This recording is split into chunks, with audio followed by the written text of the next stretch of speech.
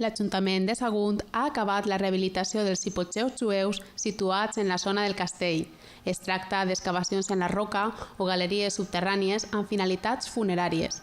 Els nínxols estan distribuïts pel castell en diferents nivells i alguns estan connectats. La propera setmana s'instal·laran panells informatius en la necròpoli medieval hebrea que expliquen detalladament aspectes de la construcció, la distribució i la seva història.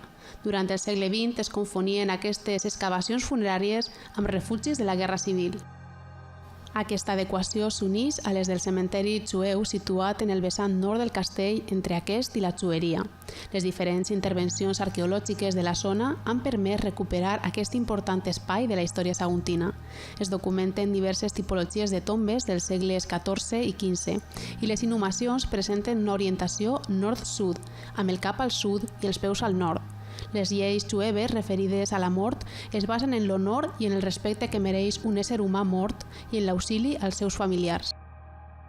Sagunt és una de les poblacions de la península on millor es conserva el traçat urbà de la jueria.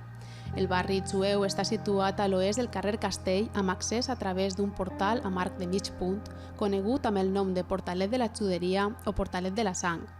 Hi ha evidències de l'existència d'una comunitat hebrea a Sagunt des del període romà imperial, famosa per la producció de vi kosher i per la seva premsa de cera.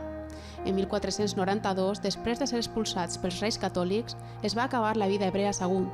Es va espoliar el cementeri, es van reutilitzar les làpides com a material de construcció i es van saquejar les tombes. D'aquesta forma es restaura una de les necròpolis hebrees més importants de la península ibèrica i d'Europa.